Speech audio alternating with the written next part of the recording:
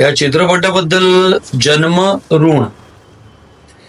आपण प्रत्येक मनुष्य जो येतो, आपण म्हणतो ना की ऋणानुबंध होते म्हणून मी तुमच्या पोटी जन्माला आलो, नाही का? हो. आणि तसंच जो जन्माला येतो त्याचंही काहीतरी ऋण असतं. आई बापांसाठी मातृऋण, पितृऋण, आचार्य म्हणजे आपले जे शिक्षक असतात, गुरुऋण आणि समाजऋण. सुपर को ऍक्ट्रेस. मी तिच्या बरोबर म्हणजे माझ्या आयुष्यात काही खूप खूप कमी चांगल्या गोष्टी केल्यात. मी कलाकृती, सगळ्याच कलाकृती तुम्हाला हृदयानं भेटतात असं नाही, पण काही कलाकृती असतात. त्याच्यातली वन ऑफ द गोष्ट म्हणजे आबाळबाया. Yes. आणि आमची जी केमिस्ट्री होती ही इतकी जबरदस्त होती. आणि जरी आम्ही रोज भेटत नसलो, जरी आम्ही रोज काम करत नसलो किंवा डेली सोप असंख्य केले नसतील, मी फार दूर पडतो त्या डेली सोपमधून, पण तरी सुद्धा कसं असतं की एखाद्या नटाबरोबर, एखाद्या ऍक्टर बरोबर मी एक चीज सुना, संस्कारानुरूप कसं वळण आहे ते खूप उपयोगाचं आहे. आणि त्यांच्या बोलण्यातून मी सांगतो की माझ्या आईने, मेरे नानी ने, मेरे दादी ने जो मुझे संस्कार दिए, उस संस्कार का फलस्वरूप है ये जो मैं प्राणियों की जीवनतारा, जीवदया के लिए जो बनाया है. हे शिकण्यासारखं आहे. त्याच्याकडे काय कमी आहे? Yes. है ना? बाकीच्या सगळ्या चित्रविचित्र गोष्टी पण करू शकले असते, पण काय हेच तर मटेरियलिस्टिक जगामध्ये सुद्धा राहून आपण जर आपल्या संस्कारांशी आणि आपल्या ऋणांशी जर घट्ट पकडून राहिलो तर आपण चांगलं काम करू शकतो.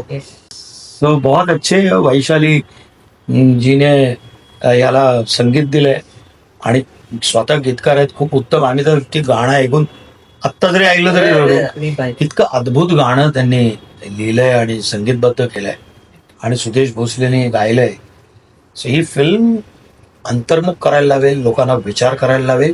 आणि नुसता विचार नाही, पण घरी विचार घेऊन जातील की आपण जीवन कसं, अरे आपण चुकीचं जगतोय आयुष्य.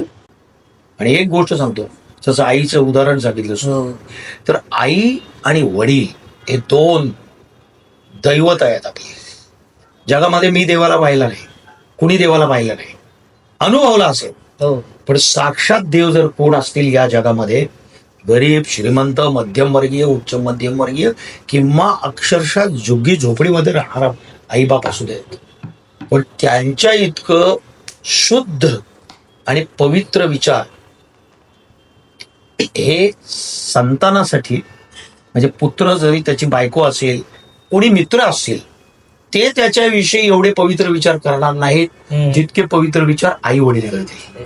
विशेष म्हणजे मनोज हा गुजराती आहे, पण तरी तो उत्तम मराठी बोलतो. कारण मराठी माध्यमातून जरी शिकलेला असला तरी सुद्धा आजकाल मराठी माध्यमातली मुलं मराठी विसरतात किंवा जेंडरच चेंज करतात किंवा तर असं नसून तो गुजराती असून सुद्धा इतकं शुद्ध छान प्रमाण भाषा बोलतो. आणि स्वतः तिथे स्वतःला बघतील तेव्हा चित्रपट प्रत्येक प्रेक्षकानं प्रेक्षकागृहात जाऊन बघा.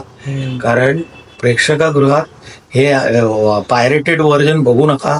त्यानं नुसतं तुम्हाला वाटतं की मला फुकटाच चित्रपट आला, पण तुम्ही चित्रपट सृष्टीचं नुकसान करताय. तेव्हा थोडेसे प्रामाणिक राहून तसे पिक्चर बघू नका. आपण जर ऑनेस्ट राहिलो ना तर चित्रपट सृष्टी झाली.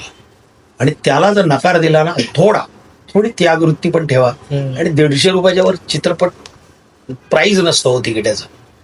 जा, बघा आणि जन्मऋण अवश्य बघा.